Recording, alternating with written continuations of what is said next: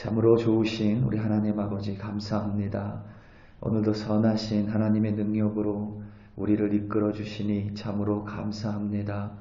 오늘도 하나님 이 세상을 의지하는 자가 아니라 오늘도 하나님을 바라보며 하나님을 믿는 자로 살아가게 하시니 참으로 감사합니다. 하나님, 우리가 기도하는 것은 우리의 신앙과 우리의 믿음이 우리를 뛰어넘는 하나님을 향한 믿음이 될 수 있도록 하나님 도와주시옵소서.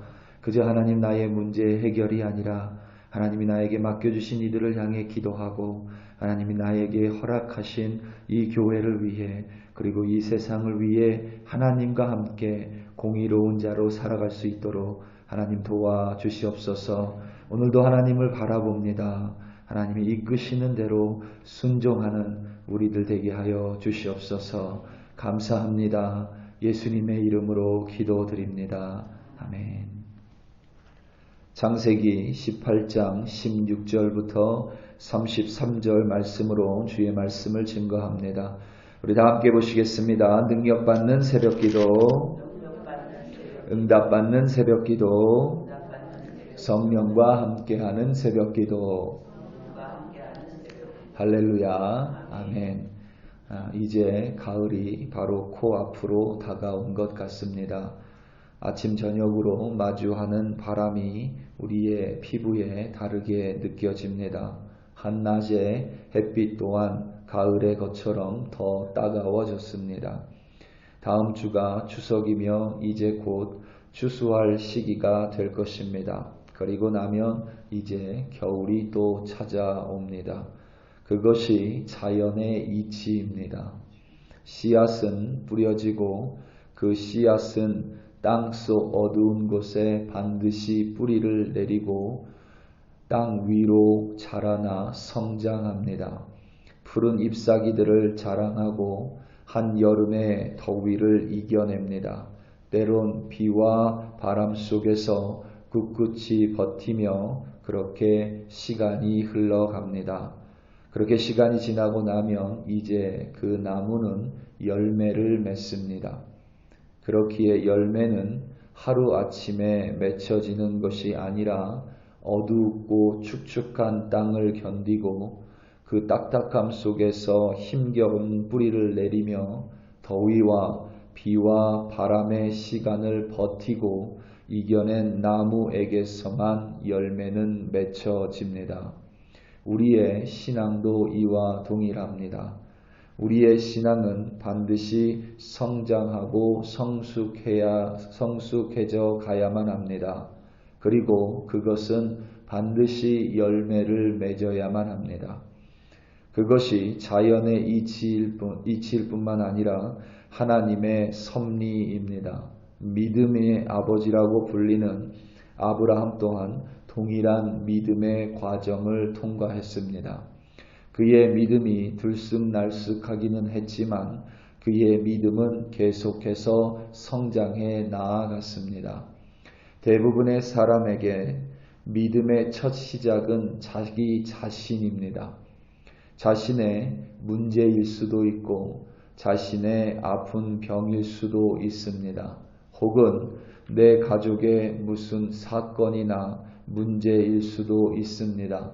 우리가 그것을 놓고 우리는 간절히 기도합니다. 그 기도에 대한 응답을 받음으로 말미암아 내가 하나님을 내 스스로 체험하는 신앙은 대단히 귀한 신앙입니다. 하지만 그것은 어디까지나 신앙의 첫 시작이 될 뿐 신앙의 마지막은 될 수 없습니다. 한낱 우상 숭배자에 불과했던 아브라함을 하란 땅에서 하나님께서 불러내셨습니다. 그리고 그를 가나안 땅으로 인도하셨습니다. 가나안 땅에 기근이라는 어려움을 만났고 애굽으로 내려가서는 자신의 아내 사라를 잃을 위기에 처했습니다. 그때 하나님께서는 아브라함을 구원해 주시고 도와주셨습니다. 가나안 땅의 기근으로 말미암아 애굽으로 내려간 아브라함을 하나님께서는 부유하게 해 주셨습니다. 그의 문제를 해결해 주신 것입니다. 아브라함뿐만 아니라 그의 조카 롯 또한 부를 축적했습니다. 하나님께서는 믿음으로 하란을 떠난 아브라함에게 나타나셨고 그를 기근에서 구원해 주셨으며 사라를 보호하셨고 아브라함과 롯에게 물질의 복도 내려주셨습니다. 이것은 어디까지나 처음 시작은 아브라함과 그의 가족에게만 해당된 것입니다. 당시 자녀가 없는 것은 지금 자녀가 없는 것과 근본적으로 다릅니다. 후손이 없기에 그것은 어떤 삶의 문제와도 비교될 수 없을 만큼 큰 문제입니다.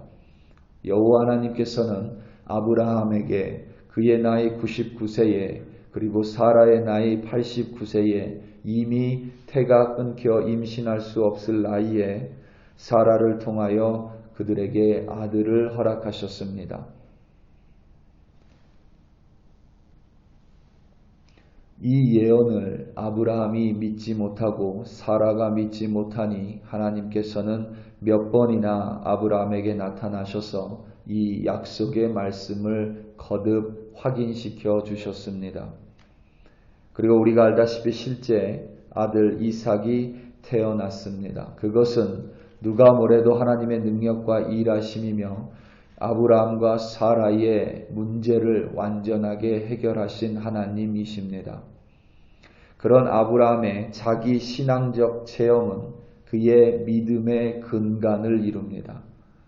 하지만 하나님께서는 아브라함이 자기 체험의 신앙에 머무르는 것이 아니라 그가 이제는 하나님의 뜻을 이루며 살아가는 자로 살기를 원하십니다.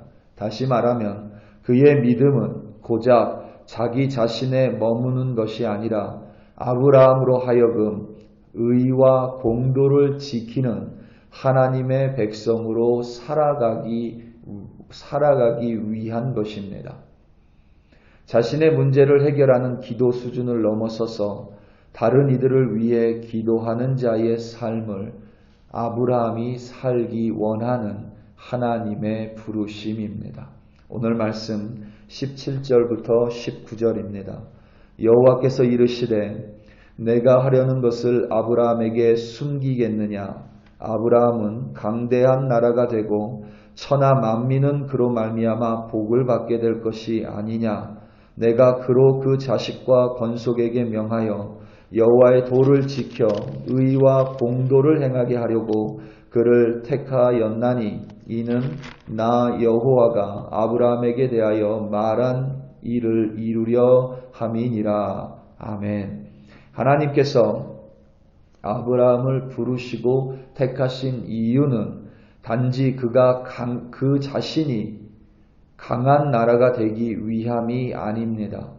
아브라함을 택하신 이유는 그를 통하여 천하 만민이, 그러니까 이 세상 사람들이 복을 받기 위해 아브라함이라는 인물을 택하셨습니다. 그리고 그에게 하나님을 보여주시기 위해 그의 문제를 해결해 주시고 그가 하나님을 향해 체험적인 신앙, 믿음을 갖도록 하나님은 먼저 역사하셨습니다. 그리고 그를 통해 이제는 세상이 변화되도록 그를 통해 천하 만민이 복을 받기 위해서 하나님께서는 그를 택하셨다라는 그 목적을 분명하게 밝히셨습니다. 그것이 오늘 조금 전에 읽은 19절에는 더욱 자세하게 설명되어 있습니다. 아브라함이 여호와의 도, 곧 여호와의 길을 걸을 뿐만 아니라 그가 의와 공도를 행하게 하려고 아브라함을 택하셨다라고 하나님이 천명하셨습니다. 그러니까 아브라함에게 복을 주신 첫 번째 이유는 아브라함 자신이 먼저 하나님의 길을 걷게 하기 위함이고 그런 아브라함을 통하여 천하 만민에게 복을 주시기 위함입니다. 의 혹은 의로움은 항상 여러분 하나님과의 관계로 이해해야만 합니다. 이것이 조금 어렵게 느껴진다면 불의한 자를 생각하시면 됩니다. 우리가 생각하는 범죄자 혹은 죄인이 불의한 자가 아니라 하나님과의 관계에서 끊겨진 모든 사람이 불의한 사람입니다. 아브라함이 먼저 하나님 앞에서 하나님과 바른 관계를 가진 의로운 사람이 되었고 의를 행하였고 그 자신이 먼저 하나님과 바른 관계를 가짐으로써 그를 통하여 세상의 공도, 그러니까 곧 정의와 공의를 세상에 나타나게 하려는 하나님의 섭리입니다. 이 말씀 직후에 기록된 소돔과 고모라는 물론 그들의 죄악이지만 아브라함의 조카 롯의 실패를 가리키기도 합니다. 분명히 롯은 아브라함을 옆에서 봤고 아브라함을 부르시고 선택하시고 아브라함에게 복을 약속하신 여호와 하나님을 가장 옆에서 본 인물입니다. 그런 롯은 여호와 하나님을 체험했습니다. 그 또한 기근에서 하나님으로부터 구원받았고 그 또한 물질의 복으로 하나님으로부터 물질의 복을 받았습니다. 자신의 삶의 문제가 해결됐습니다. 하지만 롯에게 소돔과 고모라를 위한 기도는 없었습니다. 그는 소돔과 고모라라는 세상을 향해 공도를 행하지 않았습니다. 결국 소돔과 고모라는 하나님의 진노의 심판을 받게 됩니다. 그것이 우리 믿는 자가 두려워해야 하는 일입니다. 나의 삶의 문제를 해결하는 것은 아름다운 신앙입니다. 우리의 신앙이 그렇게 시작되는 것은 참으로 귀한 일입니다.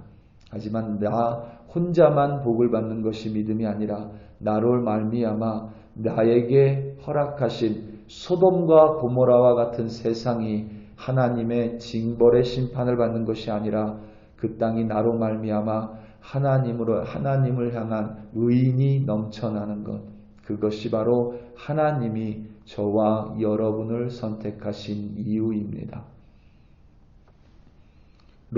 소돔과 고모라에 있었던 롯은 그 땅에 불과 의인을 10명도 채 만들지 못했습니다. 아브라함이 간절하게 중보했지만 그 땅은 하나님의 심판이 대상이 됐습니다.